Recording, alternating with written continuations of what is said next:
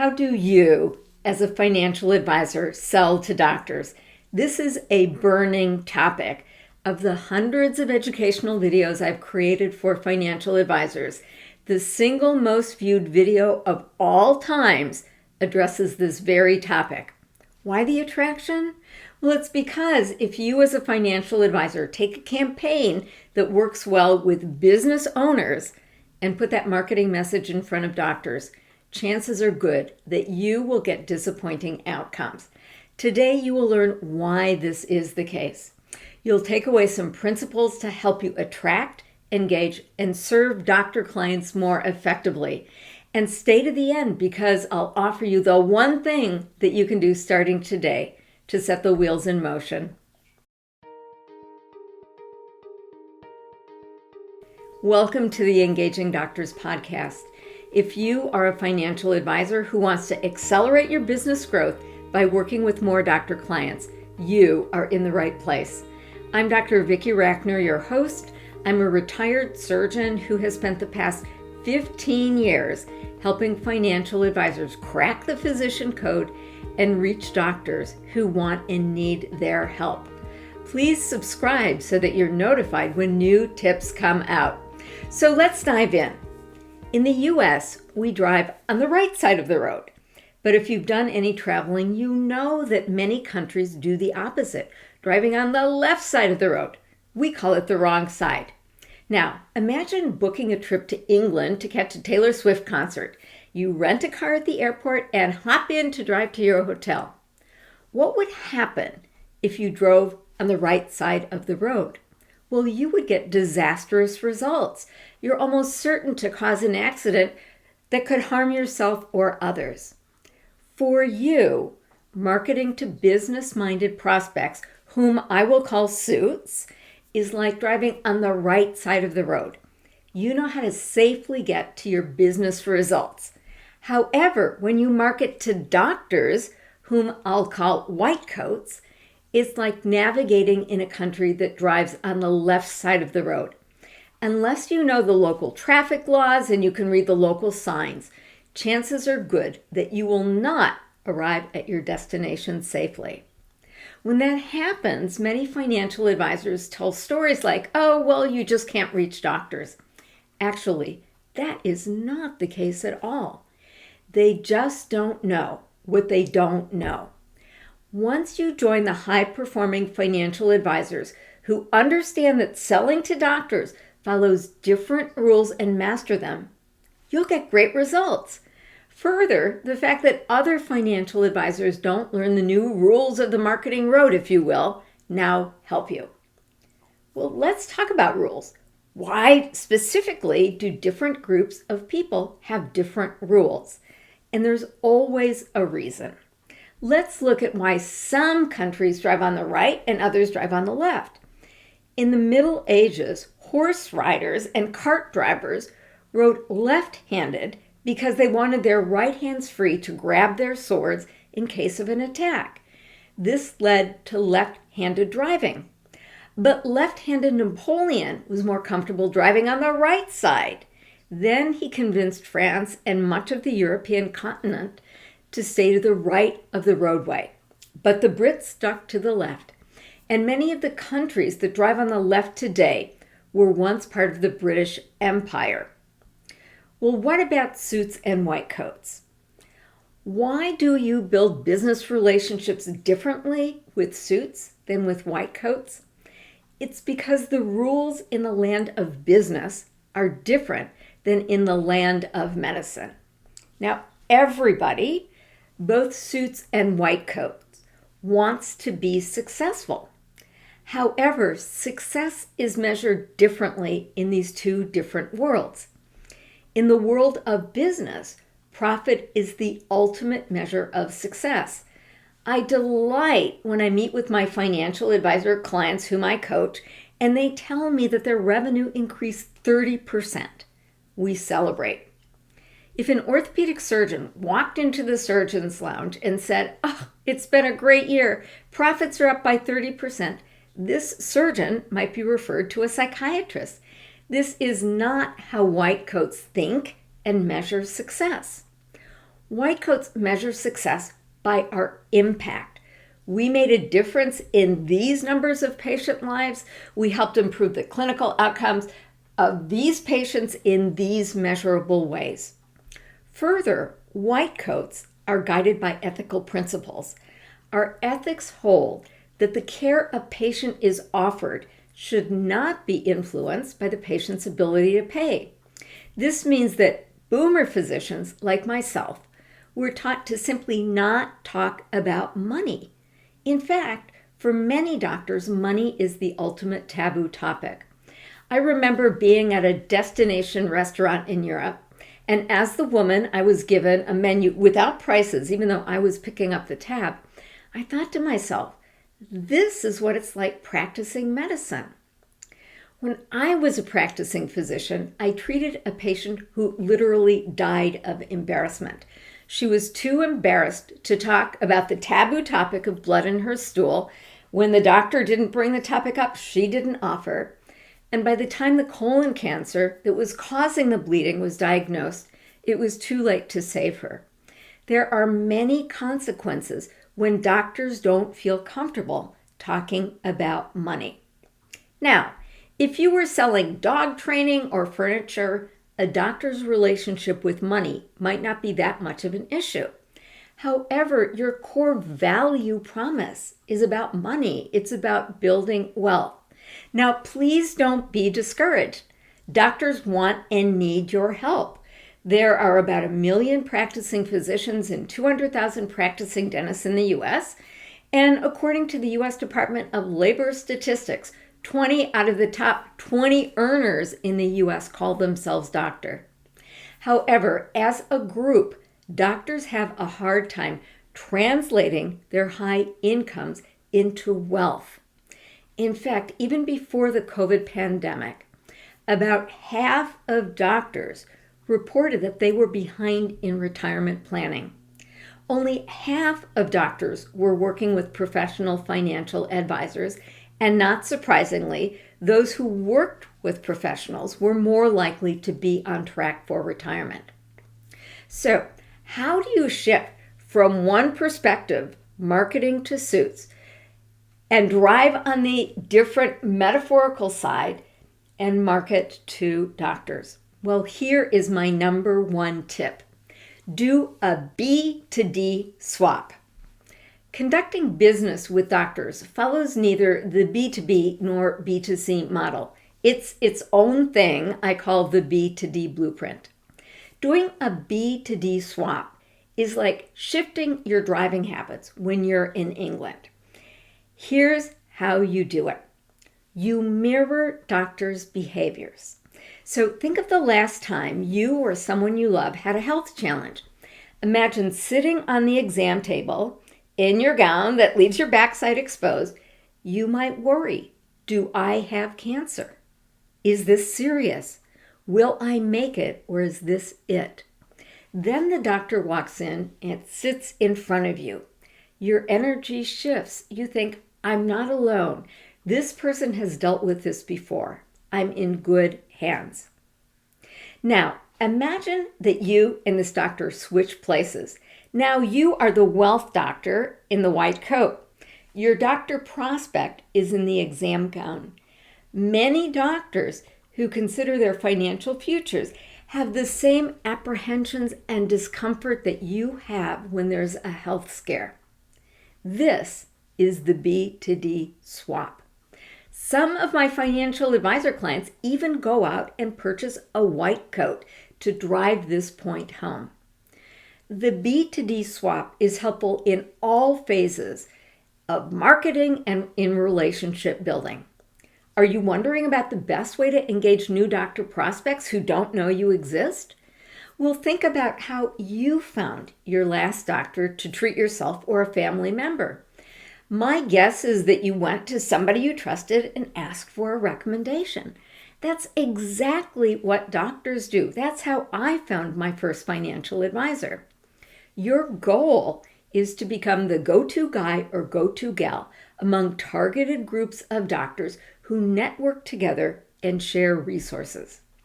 Let's say you have knee pain. What would you do?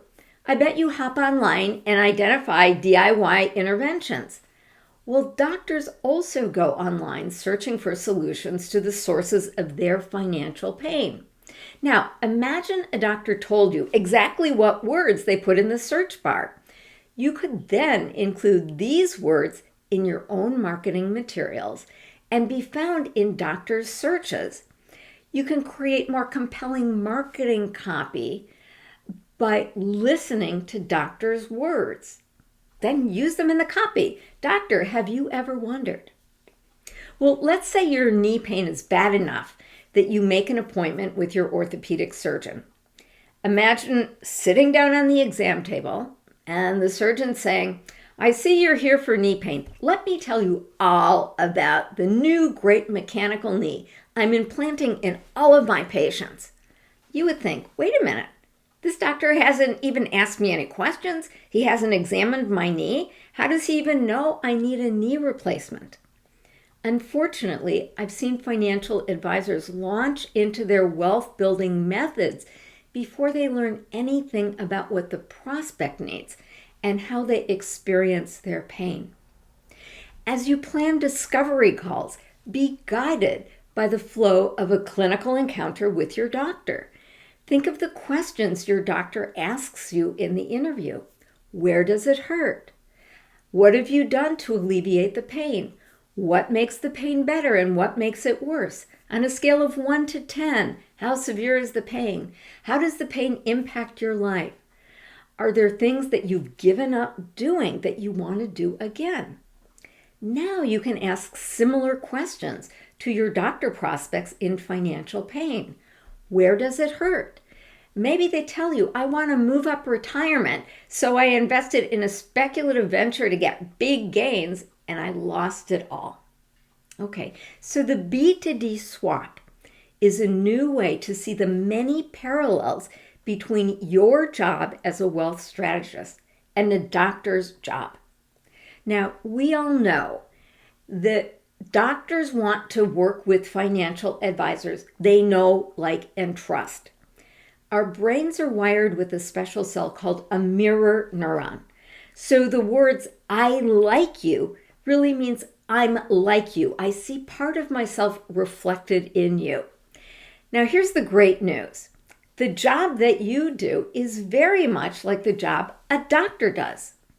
You both help people you serve create a plan for achieving optimal health in an uncertain future.